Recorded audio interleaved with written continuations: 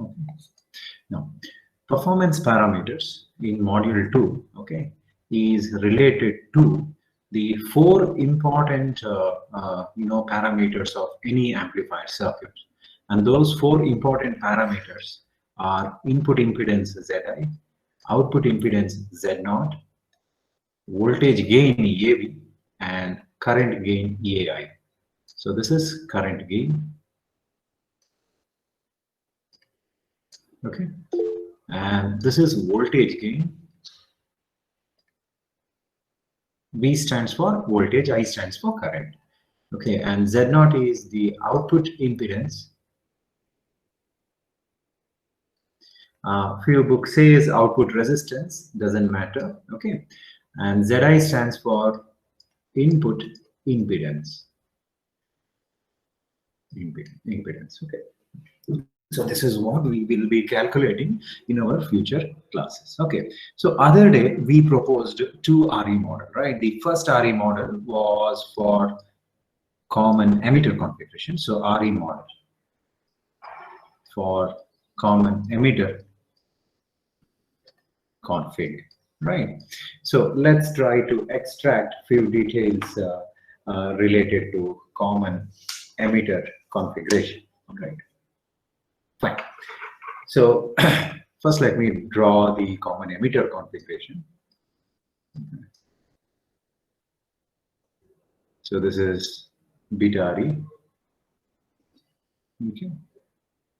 This is base current ID.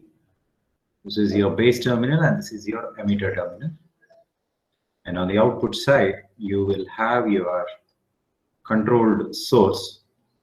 Okay. So that's IC is equal to beta times IB, your control source. Okay. And your output terminals, collector and emitter. Okay. Let us mark few of the performance parameters. Across the input port, you have Zi, and across the output port, you have Z0.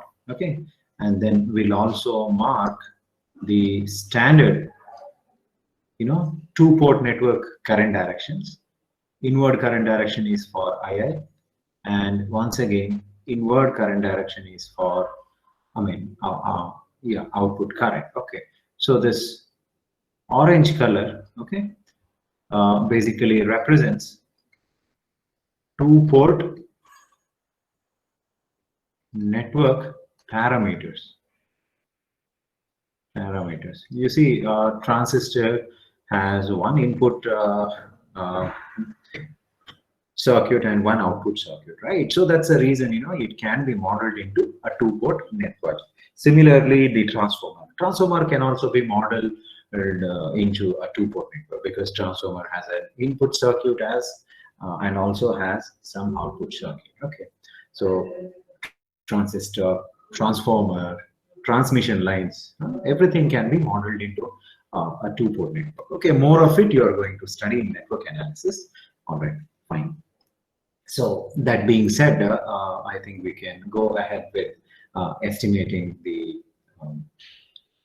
performance parameters. All right, so first let us take up Zi. Okay, so what I will do, let me also mark the input voltage, and let me also mark the output voltage.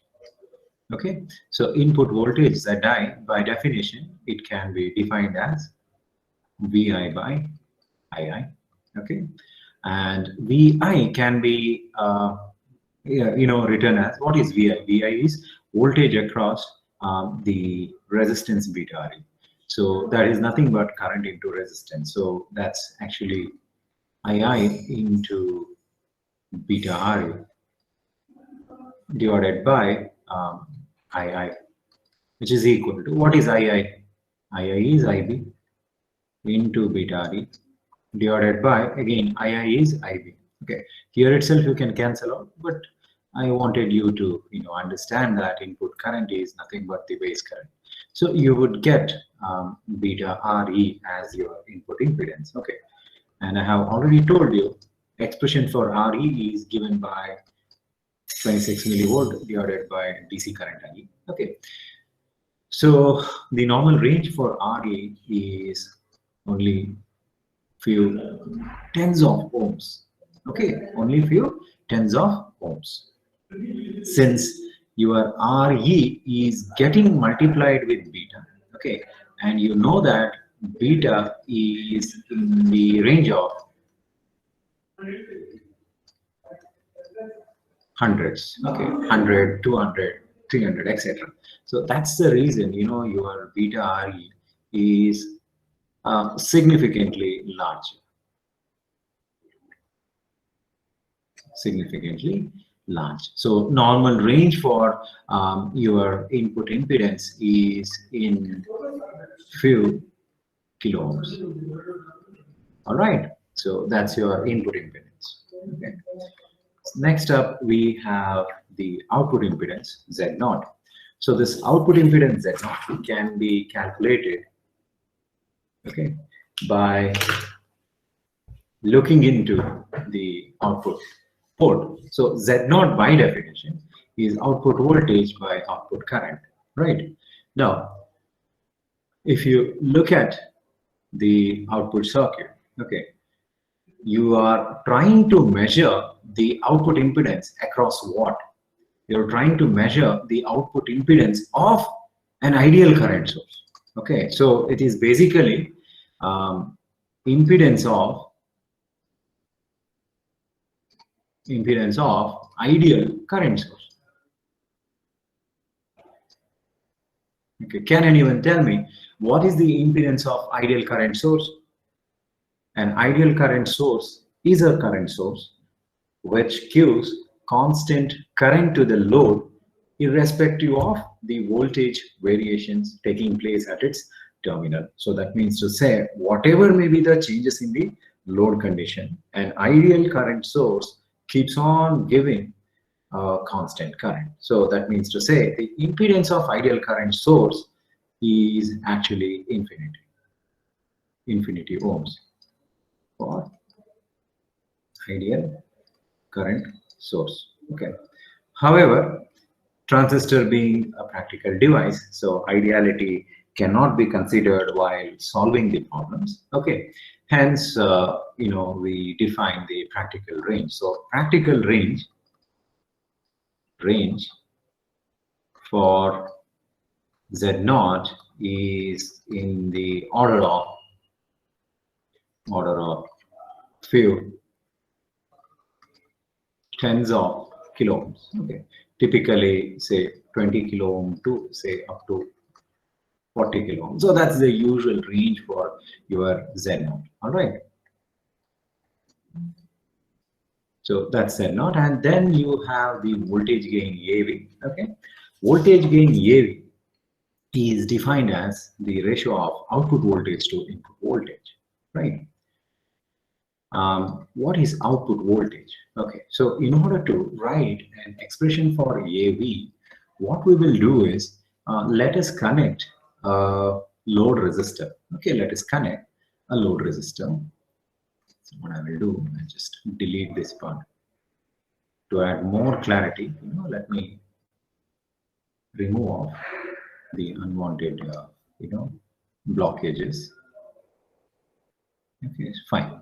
So what I have done, I have connected an external load resistor. Now, across the load, I'm going to measure the output voltage. Okay. Now remember one thing, we will be fixing the polarity of the output voltage as upper side positive and lower side negative, simply because emitter is held at lower potential. All right. Fine. Now, this is how the actual load current flows. When the current flows into the load, the polarity of the output voltage attains, you know, this particular polarity sense, right? Fine. Now, what you have to observe is that the two-port current direction is inward. On the other hand, actual current which is flowing through the load is flowing in outward direction. So there is, you know, what you say, conflict of current direction. That's okay. We will consider along with the sign. Okay, fine. Let me go back to V naught. So V naught, by definition, you can write it as, let's say, okay. Okay, now V naught, I want to write it as I naught into RL because my output current, I have defined it as I naught. Okay, now with the assigned direction of I naught, okay, so how am how am, I have assigned the direction of current I naught in this manner, right? Lower to upper side. So your actual output voltage due to, I naught appear in flipped manner. That means to say, the voltage across RL for the direction of I naught is opposite to that of the V naught convention, right? So what I can write over here is that V naught is equal to minus I naught into RL. In bracket, let me write I1 is in opposite direction compared to IN. Okay, just because of the opposite, current flow, you will get, the negative sign. Okay, also I naught is equal to IC. That's because I naught and IC current direction is agreeing with each other, right? IC is flowing downwards, and so as I naught. So IC can be taken as I naught. Okay, and therefore you can write your output voltage as minus IC into RL. Okay, let's keep it aside. And then let's go back to the input voltage expression. Input voltage VI is equal to, you can take it as II into beta E or IB into beta RA. So what do we have? We have the expression for two voltages. Let's divide them. So V naught is equal to output voltage, that is minus IC into RL, divided by VI. VI is IB into beta times RA. So take out this ratio, IC by IB is what? Beta. So it is beta into RL divided by beta into RA. So beta gets cancelled, and you will get the output voltage, the voltage gain as negative RL by RE. Okay. Now, what's the meaning of this negative sign? The meaning of this negative sign is that output is out of phase with the input. Okay, that means to say, if your input is a positive going signal, okay, let's say this is your input. So in the 0 to pi interval, your input is positive bound, and let's say from pi to 2 pi interval, your input is negative bound. On the other hand, in case of common emitter amplifier, what happens is that the wave appears in a flipped manner. So you would get a complementary wave in the output side. All right. So instead of having a positive going signal between the interval 0 to pi, you will have a negative going signal. Okay. Now you can clearly observe that they are 180-degree phase apart. Okay. So they are 180-degree phase apart. So that is called as out of phase phenomenon. Okay, so this negative sign indicates 180-degree phase shift. All right, fine. So that's about your voltage gain. And finally, we have our current gain AI. Current gain AI is defined as I naught by II. Okay, so I naught is IC and II is IB. So IC by IB ratio gives beta. So beta is your current gain. So this is how we calculate the performance parameters of C configuration. Okay, now this they may ask, okay, in exam. Normally what they will do, they will not ask you this type of derivation, because this type of derivation is very simple. Normally they'll ask you to find out the performance parameters along with the biasing circuit parameters. Okay, let's look at it a little later. Okay, so that's about your first RE model performance parameter. Now let's take up the second RE model performance parameter, that is common base RE model. All right, so let's look at common base RE model. Okay, and let me draw the circuit first. I think you can do it along with me. So in case of common base RE model, your input resistance is RE, and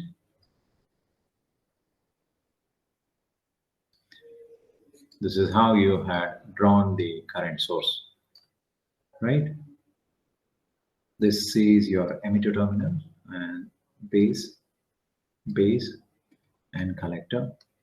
So this is IC is equal to alpha times IE, and this is how you had defined the direction of IE. Okay, and this is your input voltage plus minus. Okay, and somewhere here across the output node you will be observing the output voltage. Okay, all right, and let us also mark the standard two-port network current directions. Okay, inward current II, and once again the inward current from the output port as well. Let's take it as I0. Okay, and yeah, fine. Let's start finding out the performance parameters. Let's start with input impedance, Zi.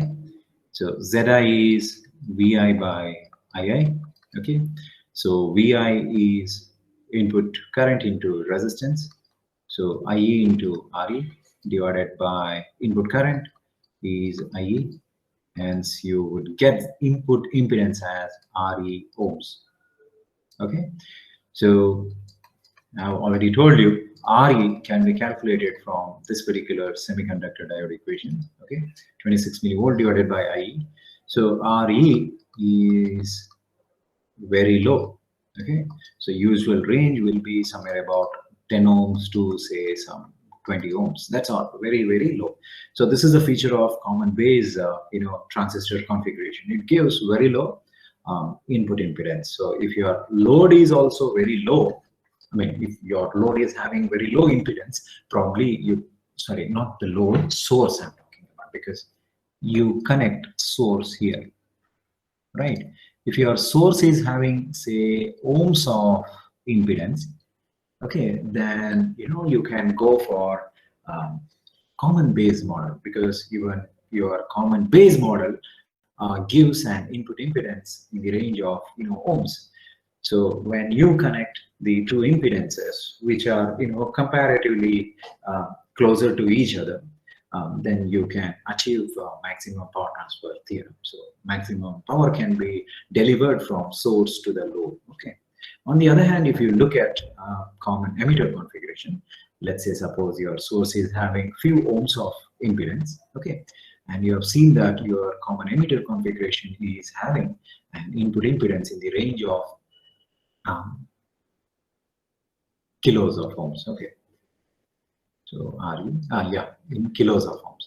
So you are trying to connect a source having few ohms of impedance to a load which is having kilo ohms of impedance. So there is a clear mismatch in impedance, and due to this mismatch, the power delivery won't be that good, and hence the signal loss may happen. Okay, so that's the importance of impedance matching. So this is how you can achieve impedance matching. Okay, nevertheless, let's go ahead.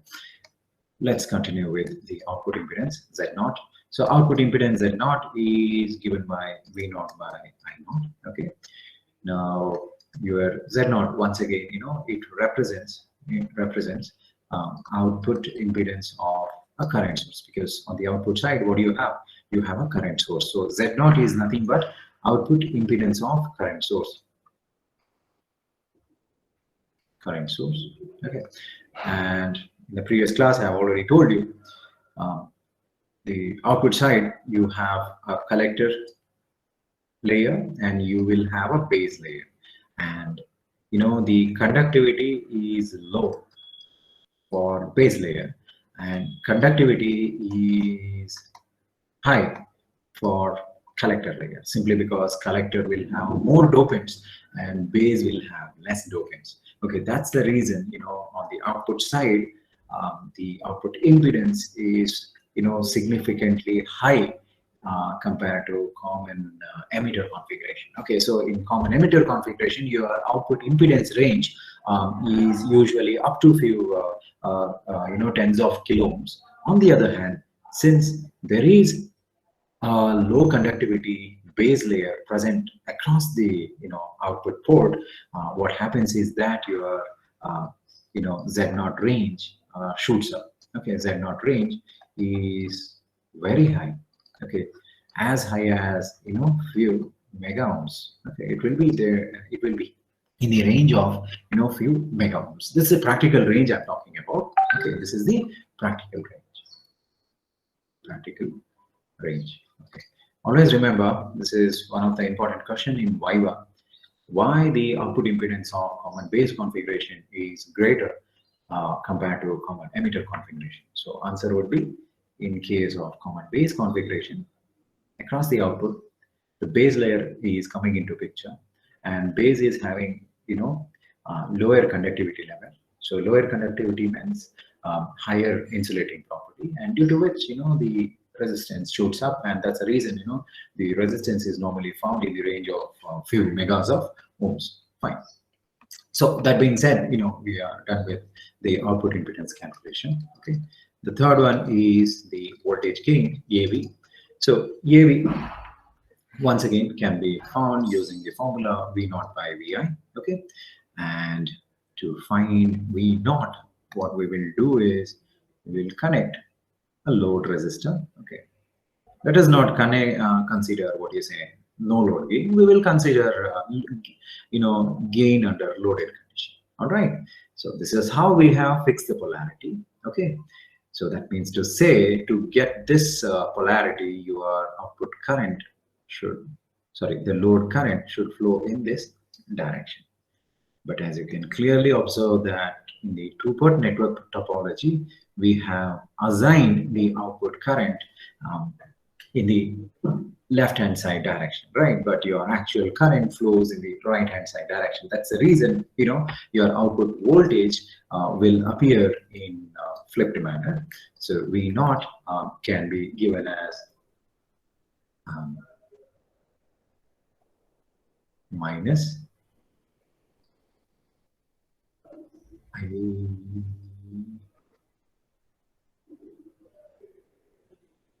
I naught, yeah, I naught into RL. Okay, minus I naught into RL. Okay, next, what is I naught? Can anyone tell me? What is I naught? Can anyone tell me what is I naught? With the sign, you are supposed to tell me. Okay, it's been almost 40 minutes. I'm only talking. So I'll just pause for a second and let me ask you, what is I naught for common base configuration? Along with the sign you are supposed to tell me. Can anyone tell me? Minus of IC. Exactly. Superman. Good. Okay, so I naught is minus IC. Okay, therefore your V naught becomes minus IC into RL, or this is IC into RL. All right, so that's your V naught. See, this is very, very important. All right, so this is how we get trapped in module 2. Okay, that's the reason the normal tendency is that students they keep complaining that module 2 is difficult. Okay, if you by heart, it is difficult. If you understand, it won't be that difficult. All right, fine. Fine. So V naught is IC into RL. Remember one thing. Okay, unlike CE configuration, this has a positive sign. That means to say no signal inversion. No signal inversion. Right. Now let's look at VI. So VI is II into RE. Okay, so let's divide them. So AV is equal to V naught. So V naught is IC into RN, all right, and divided by VI. What is VI? II into RE. That is equal to IC into RN divided by II. So II is the emitter current into the resistance. So IC by IE ratio is your alpha. So voltage gain is alpha into RL divided by small r. Okay. So once again, I want to reiterate that your voltage gain is having positive sign. That means to say, if you go for a common based amplifier network, you will not find any signal inversion between the input port and the output port. Okay, so let's say this is your input signal, and your output signal will also be the same in the sense phase. Okay, of course the amplitude will be increased in case of amplifier operation. Okay, the phase going to be the same. For the positive going input, you will have a positive going output. Therefore phase shift between VI and V naught is 0 degree. Okay, fine. So that's your voltage gain, and finally we have the current gain. Okay, current gain AI. So current gain AI is equal to I naught by II. Okay, so I naught is equal to minus IC. Remember, as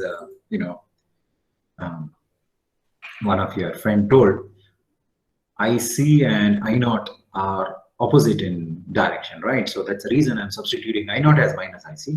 Okay, divided by II. II is IE. So basically you would get minus alpha. Okay, but normally we don't consider minus alpha or plus alpha. Okay, we always consider current gain with the modulus. Okay, always we take current gain as positive. Doesn't matter as per the equation is concerned. For common base configuration, you would get negative alpha. Okay, so that's how you calculate the current gains. Okay, is it clear? Do you have any doubts? Okay, so this being the foundation, we can start analyzing practical what do you say, the biasing circuits. Do you have any doubts? I'll take a pause here.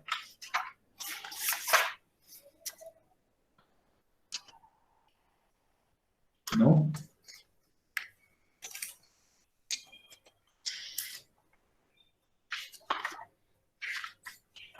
No doubts, right?